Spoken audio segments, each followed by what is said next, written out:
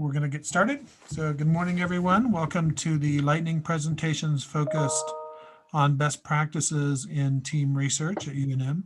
This morning, we'll hear from 4 presenters who will each speak for 7 minutes, followed by 5 minutes for questions and answers. To help keep us on schedule, I'll try to cut off questioning at the end of the 12 minutes total, although that could go a minute either way. So let's get started with Sarita and Marigold.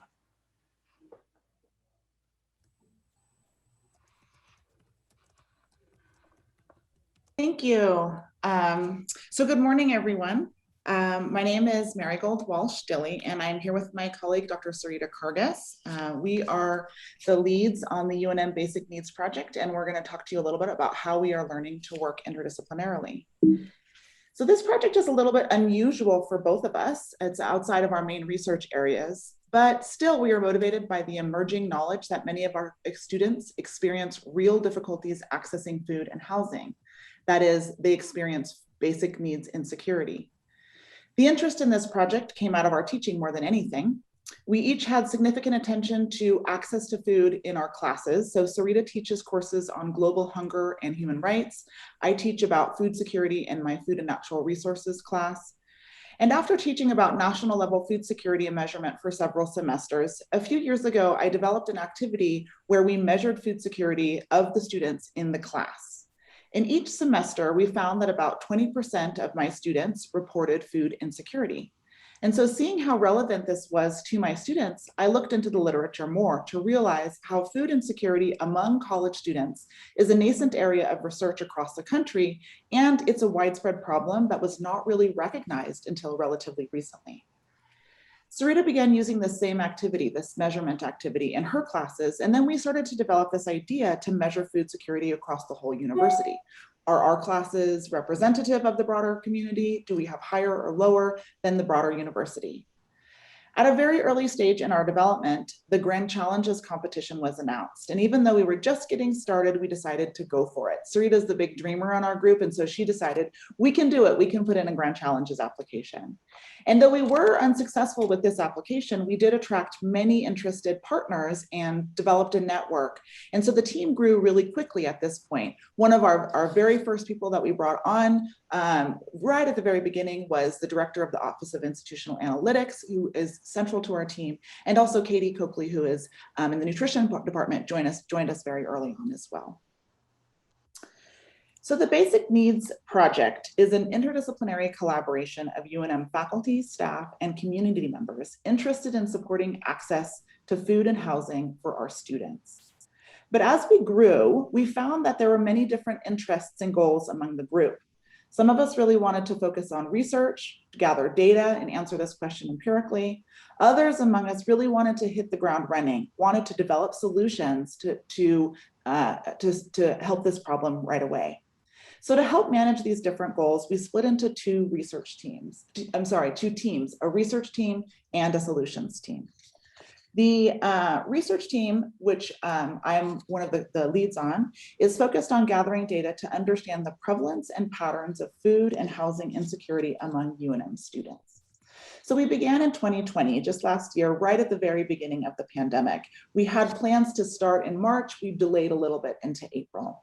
And that's when we enumerated our very first survey with a representative sample from the university, across the university, graduate and undergraduate students. We also do qualitative data collection in the fall with focus groups. And in the next presentation, you'll hear a little bit more about some of our findings. I think it's in 2 presentations.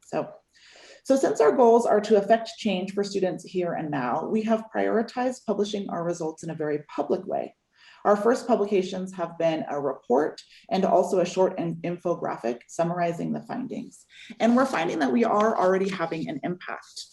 Some of the changes that we've seen here in the university already are the development of a task force to work on basic needs for students.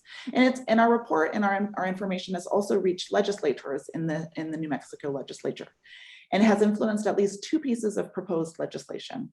And we're also working on more formal analyses right now to submit to peer-reviewed publications.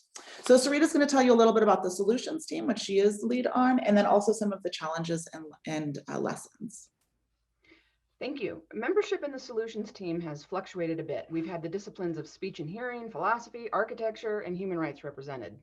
The skill set required, though, was just the ability to do research and persistence.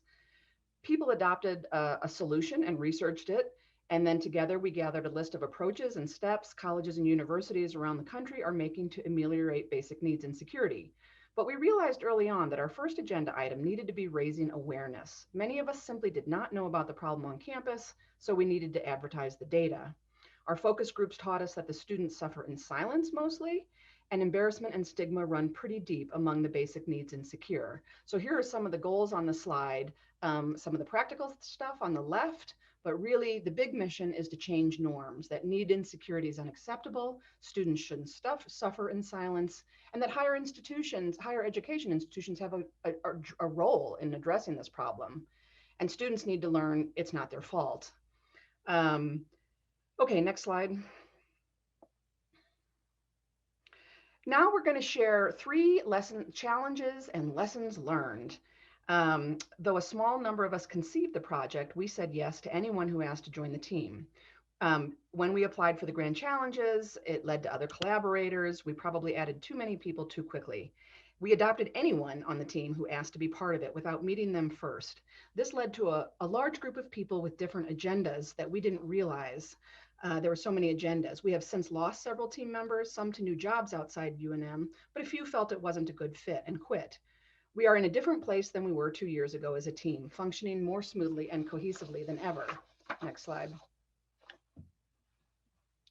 Except I forgot to say the lesson learned is establish maybe a clear mission for the project and talk to potential members about their own goals and needs before you get started. Next slide. Another big challenge is the difference in communication styles and personality clashes. We didn't realize as PIs a requirement would be managing personalities, smoothing ruffled feathers over coffee, or having difficult conversations with frustrated individuals. Lessons learned as a PI, know that it's part of the job. In addition to overseeing project design, you need to hone your people skills. Most importantly is the need to spend time talking problems and tensions through. Talk through frustrations and difference of opinion. This has surely helped us to become the happy team we are today. And last slide. Lastly, as any good research guide will tell you, envision the publications you want early in your research design and think about authorship. Who should be the first author on which publication, who should write each section of the paper, and what deadlines are feasible for each person. Lessons learned, have this conversation early on. We are now writing 3 papers from our first data set with different lead authors, but we did waste energy unnecessarily with misunderstandings, especially between the 2 PIs, on what we were assuming and expecting out of the process. In conclusion, the symposium provided us, the team, a useful exercise of reflecting on best practices, which we are realizing is an essential activity moving forward. Thanks for the opportunity.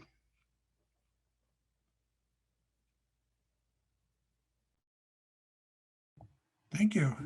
Any questions?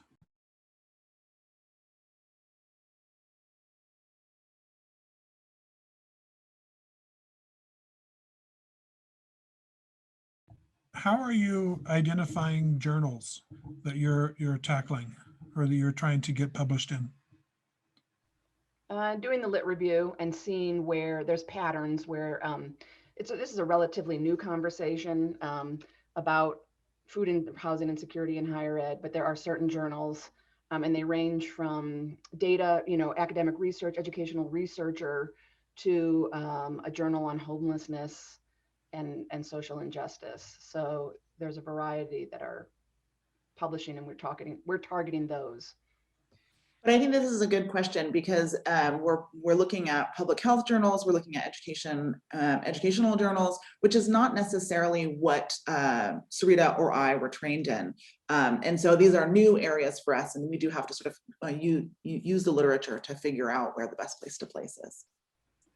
And then we call each other and Katie says, no, that's not the way you show data.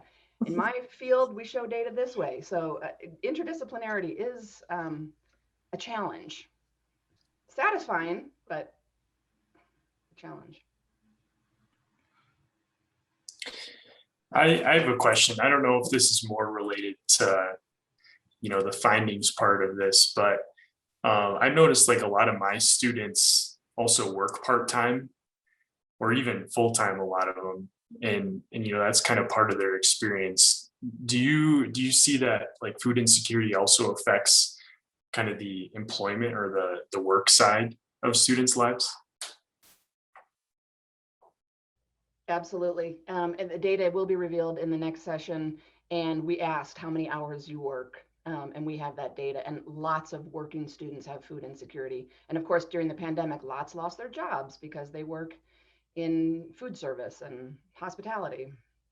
Another issue is that many students aren't able to work. So we find, for instance, very high, you'll hear it in a minute, but we find quite high food insecurity among international students who aren't able to work.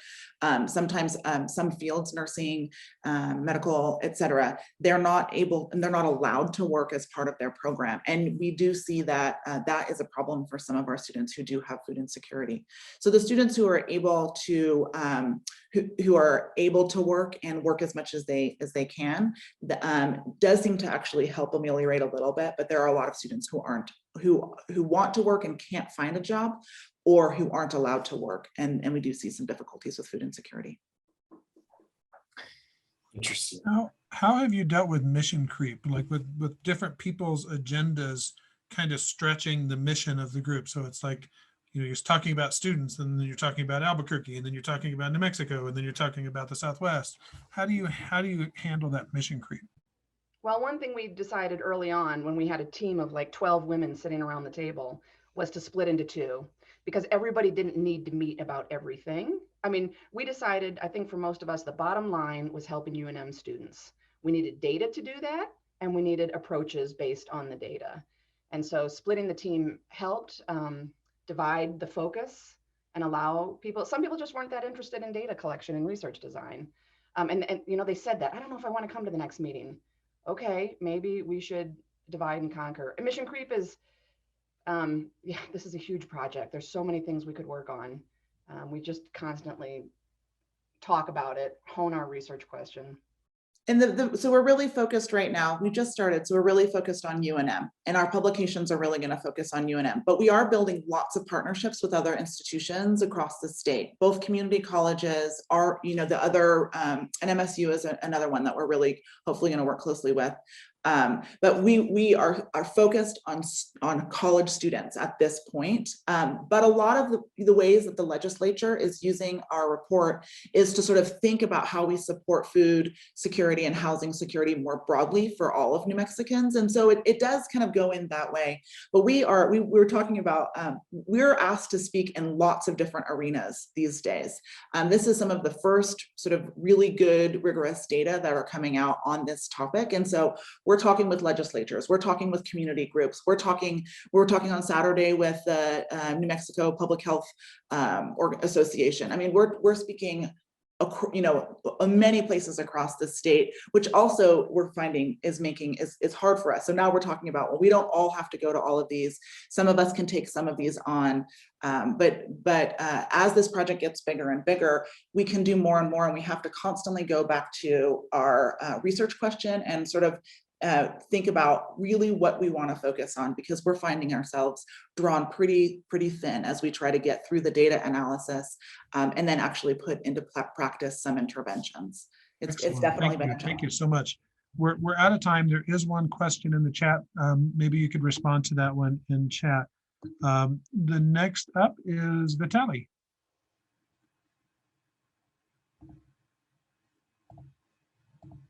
And I've just made you co-host, so you should be able to share screen now.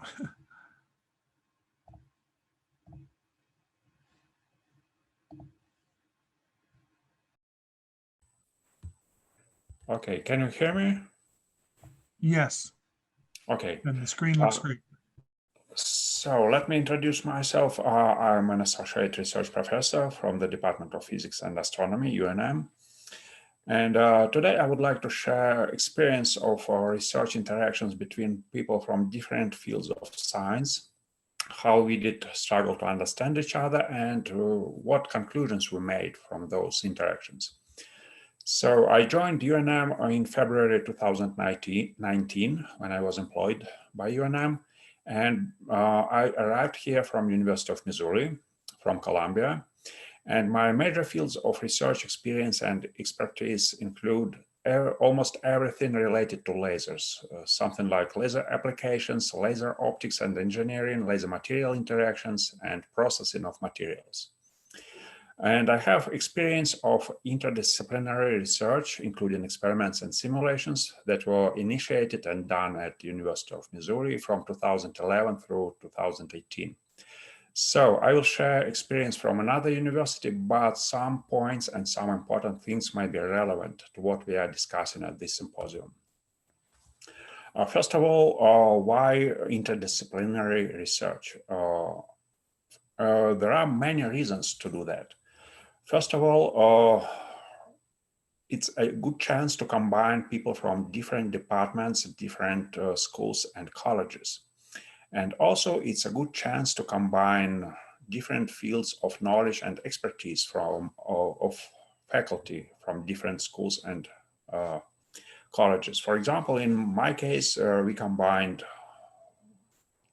educational and research components to do research on laser applications in cancer treatment, laser applications in biochemistry, and in dentistry. And involved departments and schools included Department of Biochemistry, Proteomics Center, Alice Fischel Cancer Center, and also Department of Chemistry and College of Engineering. So why interdisciplinary research? First of all, it gives a chance to provide new methods to study traditional objects. Also, it brings to attention of researchers novel objects that are not traditional for their specific fields. And this enhances knowledge and understanding of the traditional things. Also, interdisciplinary research may deliver a good understanding of novel properties of materials that are never considered by the traditional approaches. And finally, it delivers novel applications, and people from a specific area may even do not think about those non-traditional applications. In terms of non-scientific reasons, the interdisciplinary research delivers high-level publications in journals like Nature and Science that really like to publish papers about interdisciplinary research. It brings larger funding because federal programs and federal agencies like NSF, Department of Energy, and National Institute of Health, they really like to support interdisciplinary research that involves people from different fields. Also, that kind of research benefits higher rate of funding and higher amount of funding. And finally, that type of research delivers higher chances to produce breakthrough results and discoveries. So there are very many benefits, but even if you look at this symposium, you see that not so many people attempt to do interdisciplinary research. Why? There are very many challenges, and some of them are really difficult. First of all, there is a challenge with understanding each other. When people from fields of biochemistry, for example, talk to people from the field of laser engineering, they speak different languages, and at the beginning, they do not understand what they are talking about. So this is one of the major challenges. Second, the interdisciplinary research takes more time than the research in a traditional field of science. And finally, competence of participating researchers is usually limited by a specific field. And it's not really easy to switch to other fields. And the challenge is related to personal ability to learn new things and to go beyond the traditional fields. However, if people have ability to penetrate through this wall, they get to benefits that are delivered by the interdisciplinary research. So how we did fight with those challenges? First of all, we began with networking. Personal communications are really important, and it's really great to bring people together and make them talking about their research.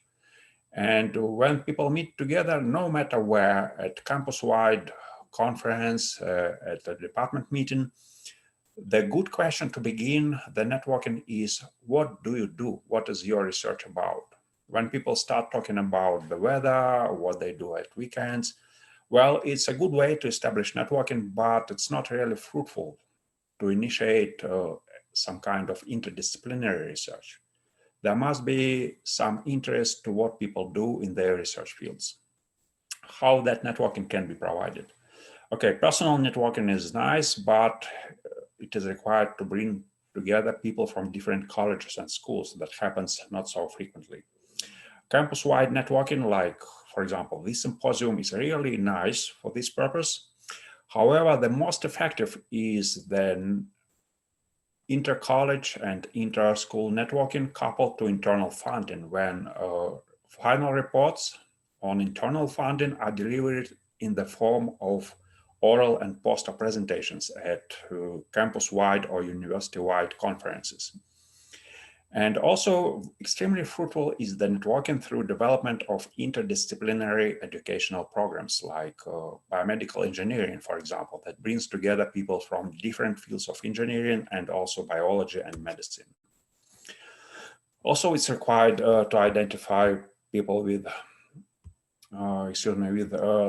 solid personality who can serve as, as bridge people. I call them bridge people because they make a bridge between faculty from different fields of science.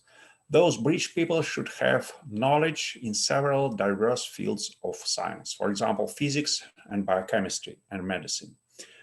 Those people are not really common, and they are really special people, I would say. In our case, I was lucky to collaborate with several people of this kind who did have knowledge, expertise, and language from different fields of science. So I believe that universities, colleges, and schools should identify those people and support their efforts to initiate interdisciplinary research. Oops, excuse me. Okay, and in my case, we did have a really fruitful collaboration between the Proteomics Center, Department of Biochemistry, and Cancer Center that delivered some really interesting and really great results. We published a paper in Scientific Reports and delivered conference presentations at 2 conferences. So fighting those challenges is really fruitful, and it pays back a lot. However, it's not easy. It's quite difficult. And when I recall our collaboration, I remember really well how we began it with really poor understanding of each other. When I was fighting to understand what people from the Department of Biochemistry talking about, I just didn't have that type of language. And it's a matter of self-education and also ability of people to accept new information. Also, there is some kind of a psychological point behind that, because people who are experts in their own field usually do not like to get to other fields because they feel themselves like undergraduate students in other fields that are not quite familiar for them. So it's a matter of personal challenges, I would say. So this is what I would like to share here. And as for me, I'm looking for potential collaboration with the people from the fields of biochemistry, chemistry, biology, and medicine to spin out cancer research and applications of lasers in cancer research. Okay, thank you for your attention, and I'm ready to answer your questions.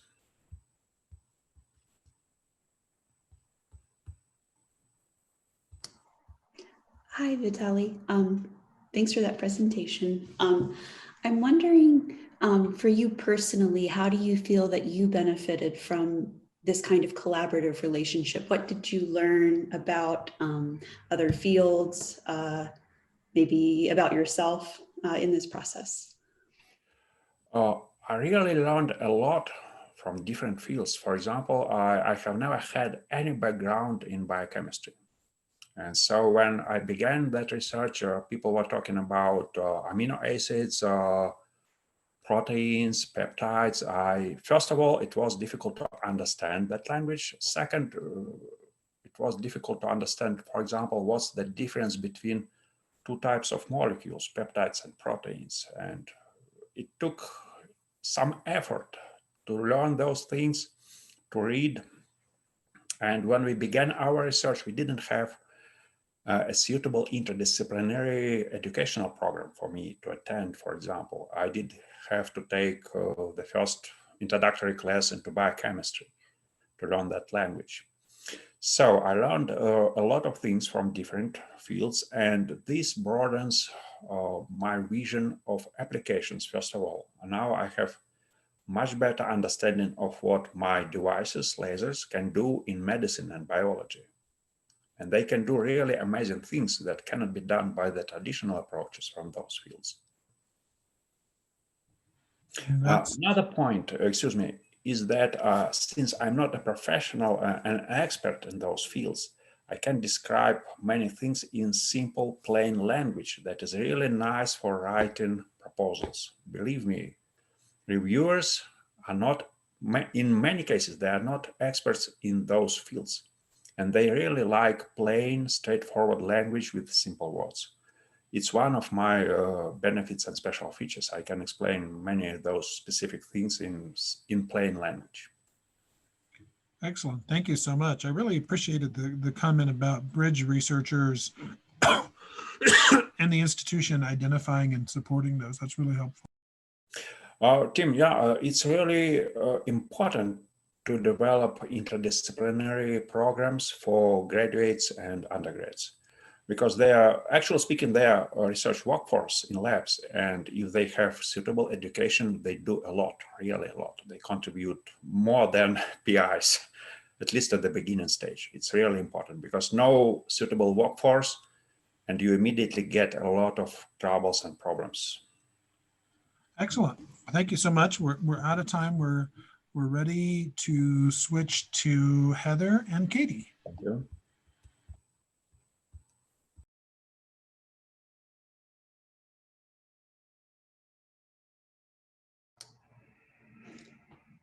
Okay, good morning. My name is Heather Meckler, and I am the Director of the Office of Institutional Analytics here at UNM. I'm here with my colleague, Katie Coakley, to, I guess, further discuss a multidisciplinary project that examines patterns and prevalence of food and housing insecurity at UNM. I'll now turn the presentation over to Katie so that she can introduce herself and get us started. And I am Katie Coakley. I'm in the Department of Individual, Family, and Community Education in the Nutrition Program. I am also a registered dietitian nutritionist, which is what the RDN after my name stands for. So I just briefly wanted to cover a few definitions before Heather walks us through the quantitative results from our survey that Sarita and Marigold already sort of set the stage for in their presentation earlier. So basic needs insecurity, which is what we assessed in our survey and in our follow-up focus groups that occurred last fall, includes food insecurity and housing insecurity.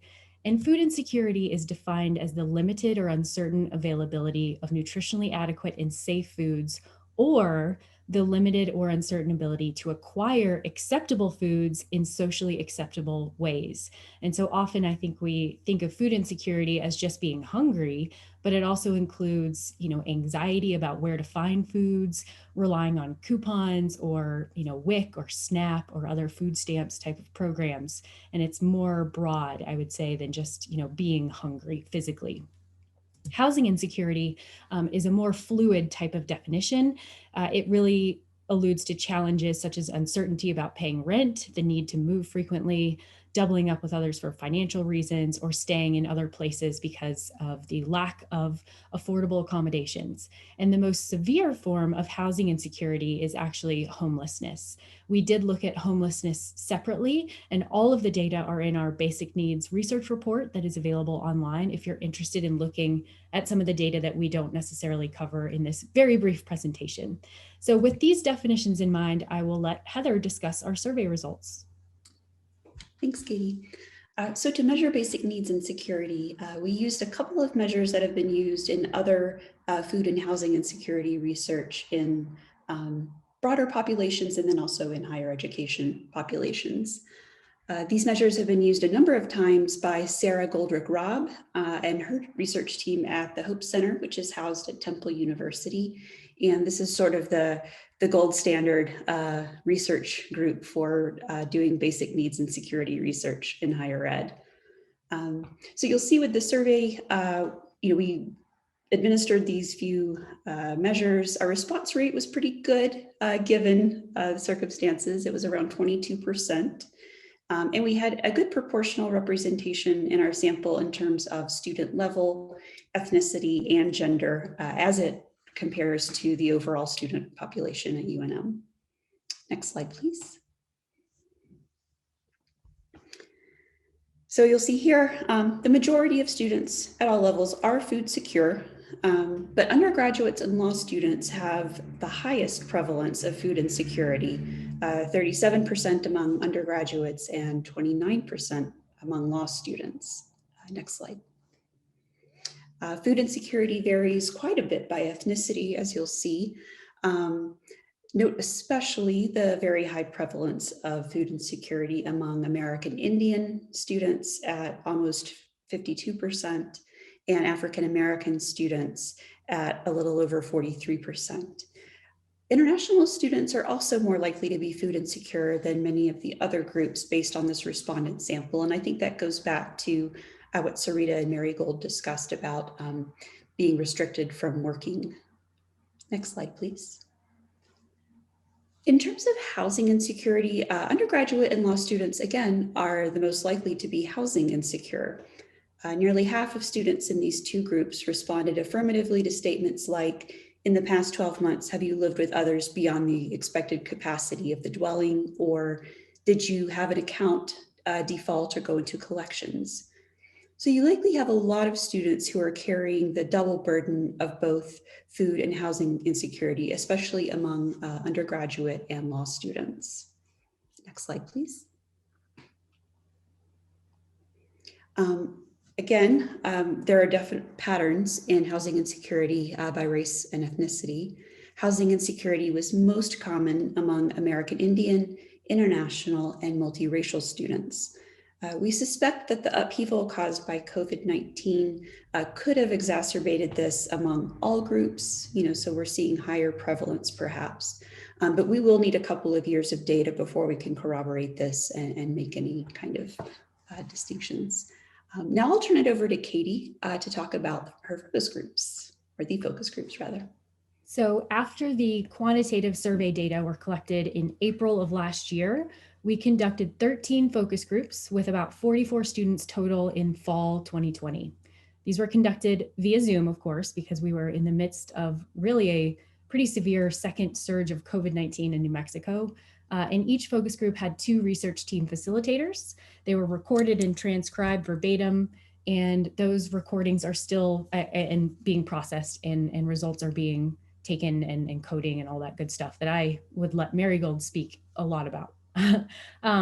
Focus group goals were to examine students' lived experiences in terms of how they might have, or their friends or family members might have experienced food or housing insecurity, and then also to inform solutions from the students' perspectives, which has really provided a lot of interesting data for us. So just some examples of focus group questions. How does insecurity impact your academic success? That's a big goal of the project, of course. What resources or strategies have you used to try to support food or housing for yourself? And then also, what is the university's responsibility to provide services addressing students' food and housing insecurity as well? A few quotes here. Many issues came up related to health issues that arose because of food insecurity or housing insecurity. And there kind of appeared to be a bi-directional relationship there, where housing and food insecurity may also have led to some health issues in students. You can see here students worried about paying bills or paying rent.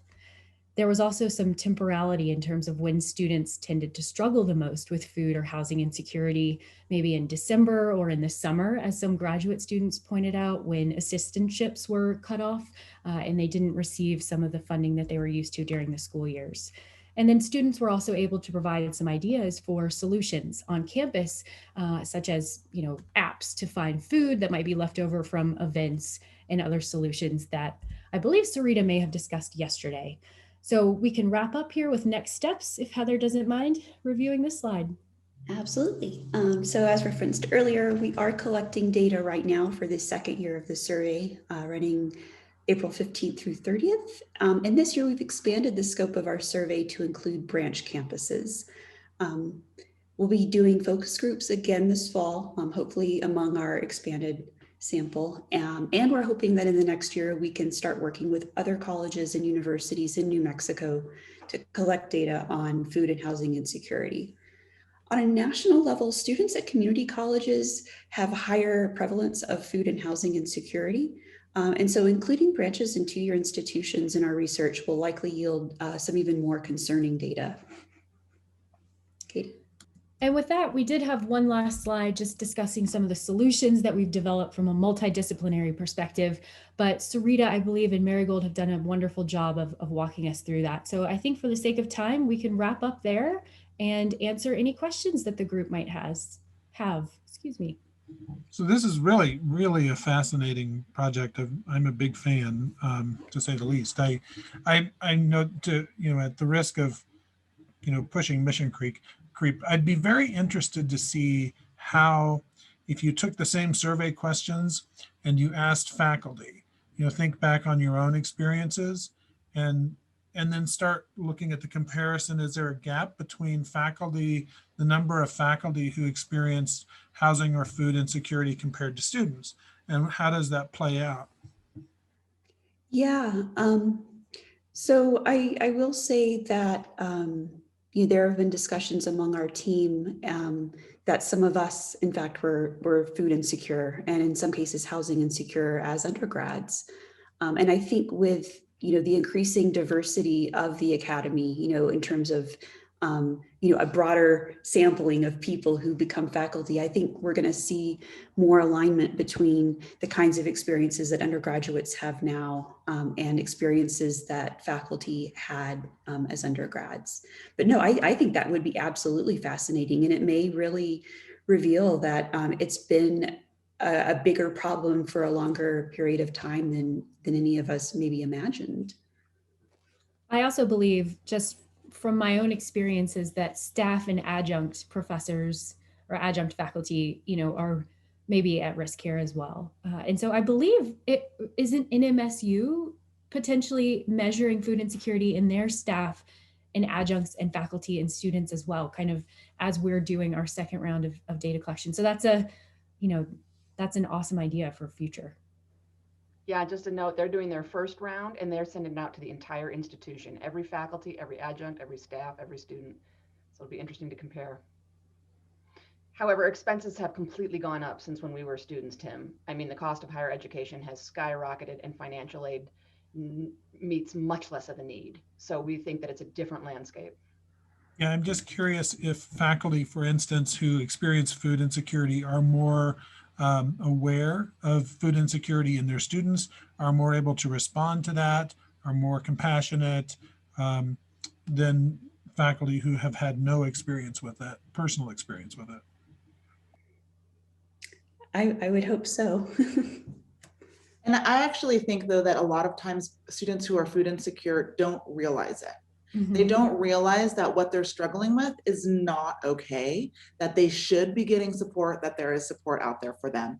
And so actually, in our own research team, we have talked about members of our team who experienced food insecurity, but would never have called it that, in the same way. So a lot of times I think that there's sort of just this expectation that food insecurity is what goes along with college, struggling students eat ramen, when really it's gotten so much worse that students are talking about, choosing not to get dental care that they need because they need to pay their rent, or, having to pay this bill over here and not be able to buy food. So it is a totally different game. but also people are just not aware that this is a situation that has really dire consequences for social mobility, for student well-being, et cetera. And so I'm not entirely sure that faculty who experienced it before are going to be more cognizant. So that's why that awareness raising is so important, which is part of the solutions that we're trying to kind of put into place. That's a great question. Well, thank you so much. I have so many more questions and we're out of time. So we're going to move on. Trevor, you're up next. All right.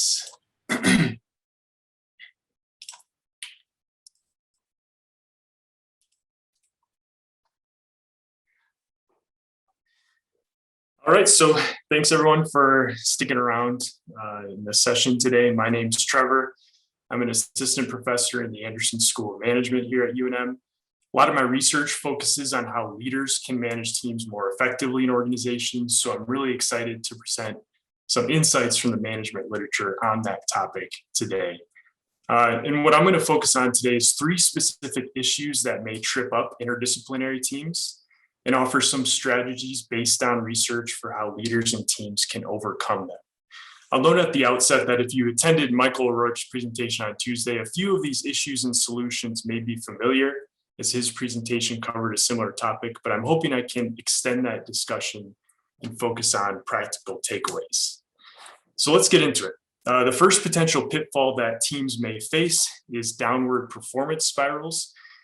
Because it's often exciting to join a new team and there's a lot of new energy around ideas and approaches, teams may be likely to jump right into working together without discussing their task and teamwork processes. So task work refers to what the team is working on, and teamwork refers to how they're doing, things like coordination processes and conflict management. And while jumping right in is understandable, without a proper foundation, this causes problems down the road. For instance, without discussing ahead of time the different expectations, roles, and goals that members bring to the team, disagreements about these issues will inevitably arise and lead to downward performance spirals as teams spend valuable time and energy navigating these disagreements. So how to address this? Well, one way to help combat this issue is to have a team charter in place. So what's a team charter? It's an agreed upon document formed at the start of a team's life cycle that details how the team will manage task work and teamwork. So for example, things like the team's goals, members' roles and responsibilities, deadlines, and even procedures for how the team will handle conflict and sanctioning members. With the team charter in place, the team is able to reach a common ground that prevents disagreements from popping up later in the team's life cycle. Just as a basic example, instead of members becoming confused about who's responsible for what and where the team is headed as the team progresses, which we all know is very demotivating, they can agree on these things before they start working together. Team charters seem very simple, and they are, but they're tremendously effective. So before the team starts working together, come to an agreement on the tasks the team is working on and how the team will work together.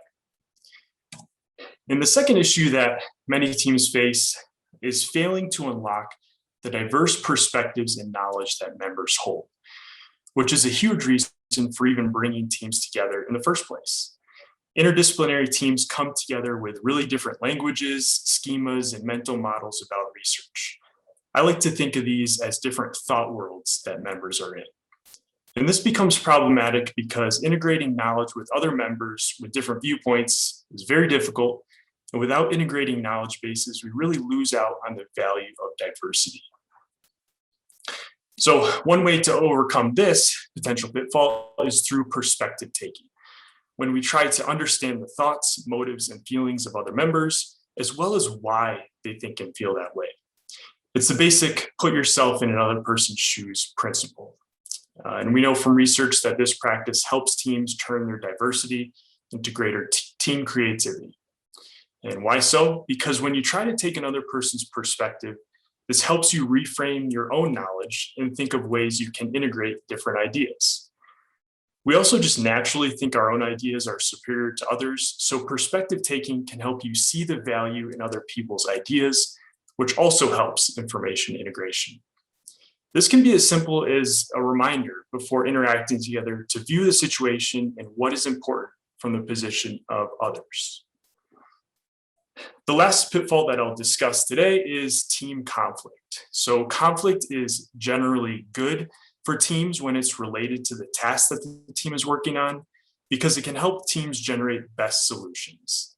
This good type of conflict is called task conflict and consists of disagreements about the content and the outcomes of the task being performed. However, task conflict can easily become personal, what's called relationship conflict, which is highly emotional, personality-based clashes that hurt team performance. This type of conflict tends to be about differences in norms and values, so stuff not related to team performance. While team conflict can often start off as harmless, we've all been in situations where team conflict took a turn and became personal, whether it was intended to or not. It's often really hard to overcome the negative effects of relationship conflict. So what can we do to prevent it from occurring in the first place? Well, one way to prevent this is through team mindfulness, which is a shared belief that the team is characterized by awareness and attention to present events, and by experiential, non-judgmental processing of team experiences. You may have heard of mindfulness before, but this line of research shows that it has important benefits for team conflict. What team mindfulness does is prevent good task conflict from becoming bad relationship conflict by helping members regain attentional control, stay in a positive emotional state, and be less reactive during conflict. In conflict episodes, mindfulness also helps members become more emotionally stable and take conflict less as a personal attack and more as productive discourse.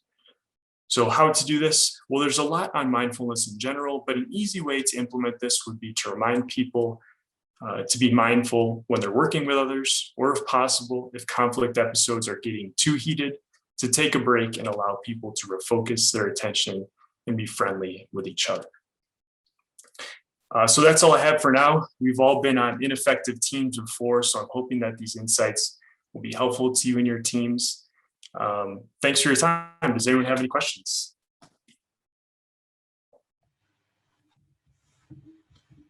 Pretty sure I've led a few of those ineffective teams before too. So I really like that idea of the kind of the team charter up front. Are there examples of that that teams could, interdisciplinary teams could look at and say, oh yeah, these are the kind of things we want to cover in a charter like that? Yeah, great question. There is, and I can send you one. I can send anybody who's interested in one. I would really be interested in seeing one. Yeah, absolutely.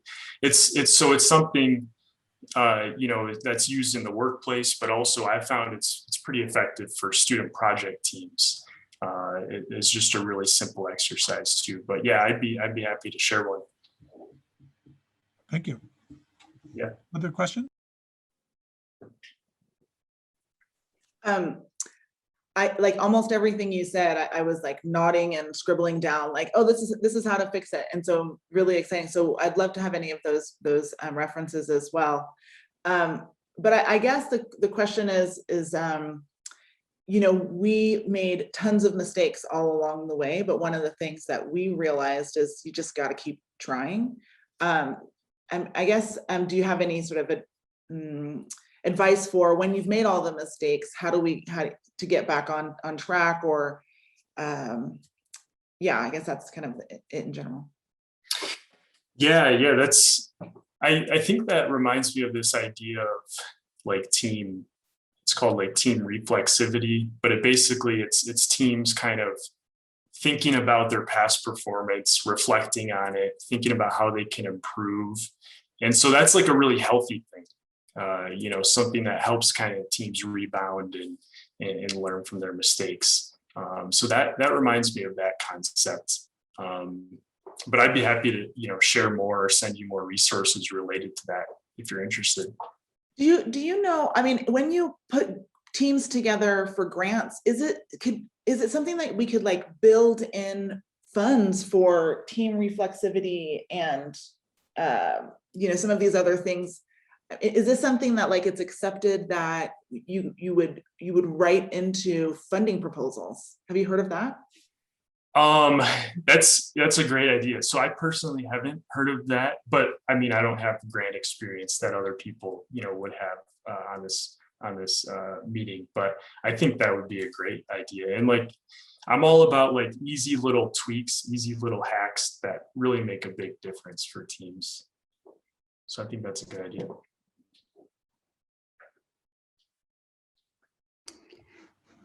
Do you think, and I guess this is somewhat reflecting on our team's experience, but is there not necessarily an exact number, but a certain sort of tipping point where teams are too big?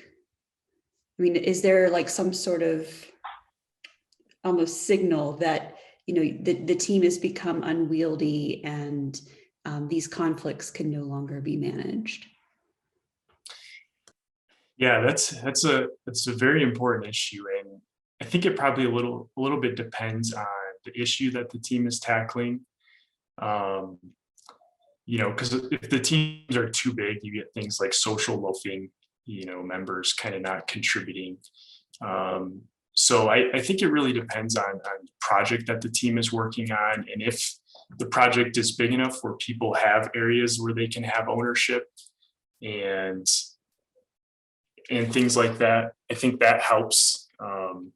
But it also, becomes a coordination problem as teams get too big. So that's also something to consider. But I guess, that's not a perfect answer. There's no like perfect number of team sizes.